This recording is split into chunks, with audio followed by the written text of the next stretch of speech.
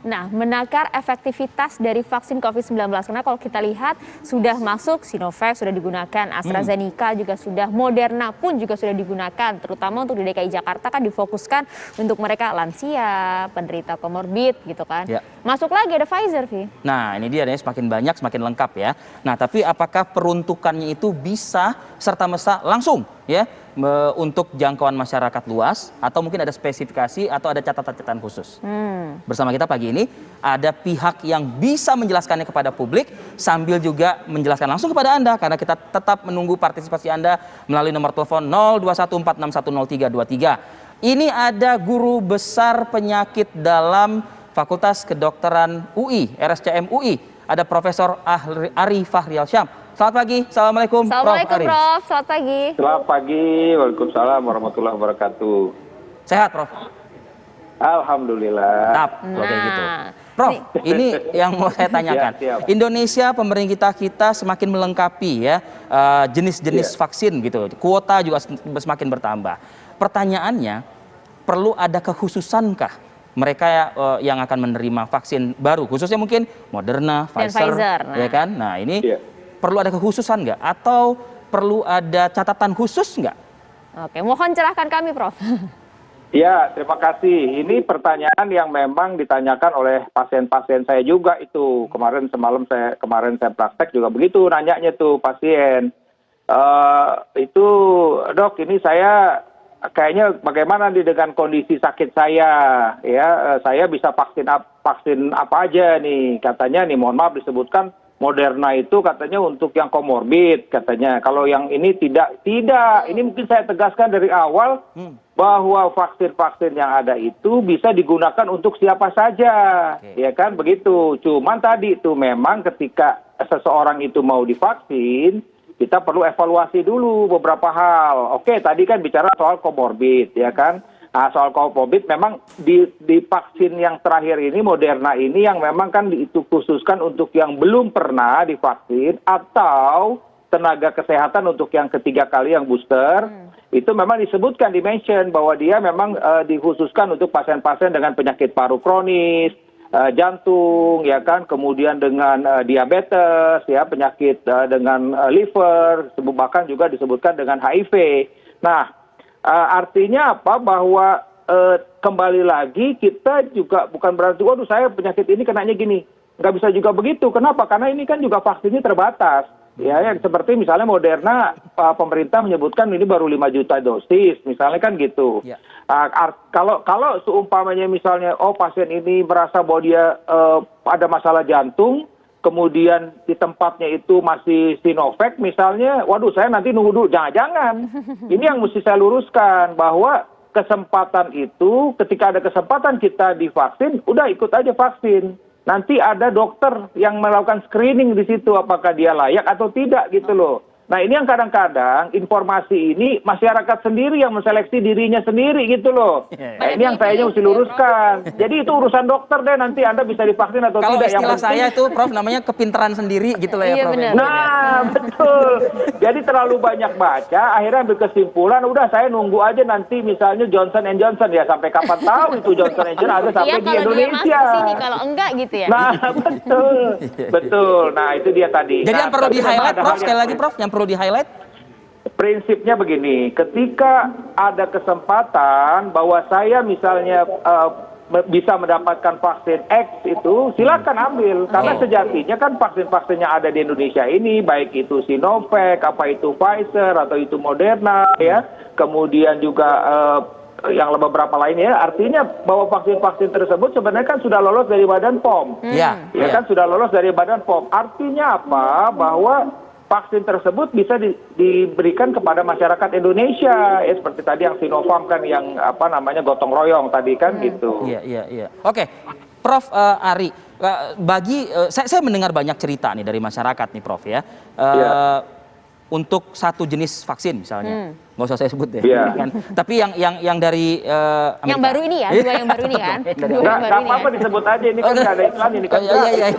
Nah, ini kabarnya. Kalau udah berbayar baru hati-hati. Nah, kalau kabarnya kalau udah disuntikan itu dampaknya, ini banget, drop banget dok, gitu loh. Ini bener nggak sih stigma tersebut? Khawatirnya tadi yang Prof katakan di awal ya, pakai aja kalau misalnya ada kesempatan vaksin. Nah, mendengar kabar ini, informasi ini jadi ragu lagi, mundur lagi. Iya, betul. Saya mesti sampaikan sampai saat ini data tanggal 21 Agustus sudah 56 juta orang yang divaksin pertama di Indonesia dan sudah yang lengkap ini udah 31 juta. Artinya apa? Bahwa sebenarnya kan vaksin yang ada di Indonesia itu yang sudah disuntikan itu aman sebenarnya begitu loh. Ya kan 56 juta loh yang udah divaksin. Ya kan 56 juta. Nah, ketika bicara soal efek samping, terus terang memang ada beberapa vaksin yang nampaknya itu misalnya kalau untuk vaksin yang X ini misalnya efek sampingnya cuma 1 hari gitu. Nah, ini bisa efek sampingnya 2 hari.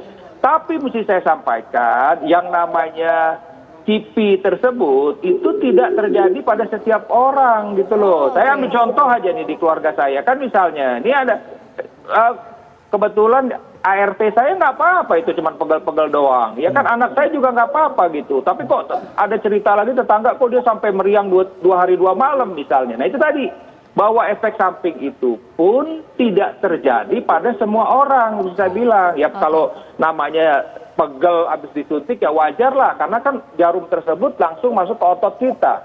Ya jangankan kita misalnya jarum kita kepukul aja, ketepok aja sama temen tadi, itu bisa aja setengah harian masih pegel. Apalagi ini dimasukkan jarum langsung ke otot kita gitu. Prof Ari, walaupun jarumnya kecil. Iya, Prof, cerahkan juga, ini banyak juga kemudian yang beredar kan kalau misalnya dilihat efeknya semakin kesini vaksin varian baru ini efeknya juga semakin meningkat kan. Nah, kalau kemudian banyak juga yang kemudian meluruskannya begini, loh dengan meningkatnya efek tersebut misalnya drop lah, demam 2 hari kemudian sehat lagi segala macam, itu justru vaksinnya bekerja karena virus yang dimasukkan ke dalam tubuh kita bekerja. Nah, mohon klarifikasinya Prof, apakah hal ini betul atau hanya hoax semata sebenarnya? Iya, jadi terus terang ini kurang tepat menyebutkan demikian. Jadi katanya wah kalau Anda memang itu efek sampingnya berat itu berarti antibodinya segera terbentuk. Enggak juga, karena kan dia butuh waktu untuk terbentuk antibodi. Nah, cuman memang sekarang kita bicara soal efekasi. Ya disebutkan yang sekarang ini juga sudah mulai diberikan kepada masyarakat untuk yang pertama kali Moderna itu memang disebutkan efekasinya itu lebih tinggi dibandingkan vaksin yang lain. Tapi sekali lagi vaksin-vaksin yang beredar saat ini itu efekasinya masih di atas 50%, masih di ACC oleh WHO untuk tetap diberikan kepada masyarakat. Jadi itu dulu yang kita pegang gitu loh. Nah, jadi karena kalau enggak nanti seperti yang saya bilang tadi, ketika kita ada satu kesempatan vaksin, ketika kita cek oh vaksinnya ini, ntar aja deh, saya nunggu yang nanti vaksin itu aja deh, katanya itu lebih baik. Nah itu tadi tuh kata-kata itu artinya hal itu yang tidak boleh terjadi. Nanti mohon maaf, alih-alih itu vaksinnya belum datang, Anda belum divaksin, akhirnya Anda terinfeksi. Nah itu Anda bisa aja mendapatkan gejala yang lebih berat. Karena sekali lagi kalaupun dia sudah divaksin, kalau sudah divaksin itu kalau dia terpapar itu efek sampingnya ringan dan kemungkinan untuk terjadinya kematian juga rendah. Ini yang harus dipahami oleh masyarakat gitu loh. Oke, Prof. Intinya pokoknya. Ya, apalagi sekarang satu lagi nih Mas, saya mau tambahin lagi. Apa Kalau tuh? sekarang kan apalagi nih, saya setuju sekali nih. Masuk mall mesti udah divaksin. Nah, Anda belum divaksin nggak boleh ke mall loh.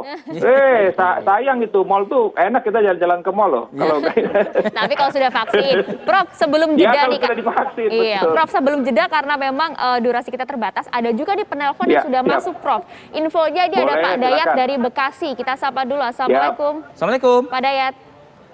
Waalaikumsalam. Ya, silakan ke Prof Ari.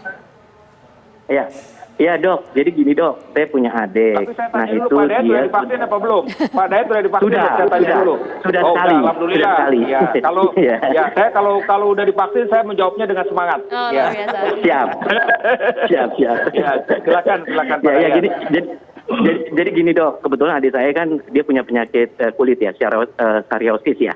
Itu kayak autoimun gitu ya. psoriasis, Nah, betul, dia jadi betul. betul. Nah, terus dia ini mau vaksin. Nah, itu saya bilang ntar dulu deh konsultasi ke dokter dulu gitu loh. Karena khawatir nanti ada efek samping gitu ya. Nah, kira-kira kalau menurut dokter dia juga ada alergi obat dok. Jadi kalau dia salah minum obat dia kambuh gitu loh ya. Nah, kira-kira vaksin apa yang tepat dok? Dan itu apakah aman bagi adik saya gitu ya? Saya mau tanya dulu, adiknya masih berobat dengan dokter kulitnya nggak secara rutin? Ya kadang-kadang sih, Dok. Usia berapa Nah, Mas Dayat itu dia adiknya? 40. 40 tahun. Iya, 40 40. tahun. Jadi Oke, baik. jadi pertama, ini langsung jawab aja, Pak. Bagaimana? Iya, terima Pak? kasih Pak Terima kasih, Dayat. Pak Dayat. Ya, kita dengar Ya. kita dengar Terima penjelasan kasih. Prof. Ari Terima nih. Ya, jadi pertama buat siapapun masyarakat yang memang saat ini punya penyakit kronis, yang saat ini memang sedang kontrol berobat ke dokter, saya sarankan ketemu dulu sama dokternya yang rawat. Oh. Tadi seperti tadi nih, dia psoriasis. Psoriasis itu memang autoimun dan kita lihat dulu dia lagi flare up atau tapi secara umum mungkin gini saya bilang, dia saat itu lagi kambuh atau enggak. Kalau kambuhnya itu merah-merah, kulitnya nggak nyaman begitu ya.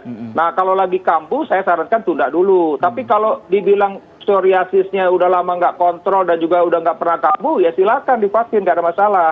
Nah, sekarang bicara soal alergi obat. Nah, ini yang saya bilang, kalau alergi obat nggak apa-apa. Yang penting adalah bukan alergi karena divaksin.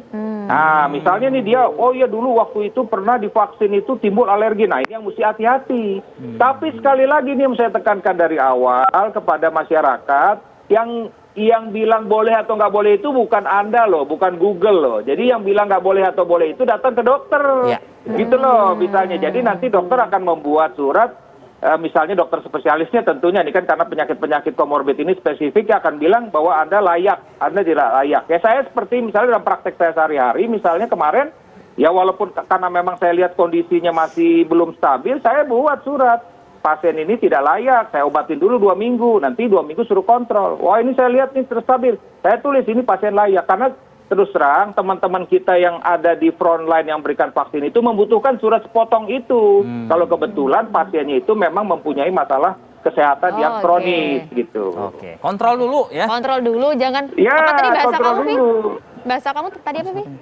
Yang mana? Jangan sok kepinteran gitu ya. Oh, jangan pinteran sendiri gitu. Oh, ya, oke deh. ibaratnya ya. Kita jeda dulu ya, Prof Nanyanya ya jangan nanti. ke Mbak Google gitu loh. Iya, jadi jangan betul. ke Mbak Google. Kita tahan dulu ya, Prof ya. Nanti kita juga masih menunggu ada Makasih. penelpon-penelpon lainnya yang akan bertanya langsung kepada Prof Ari. Tapi usai jeda saat lagi tetaplah bersama kami di Apa Kabar Indonesia Pagi.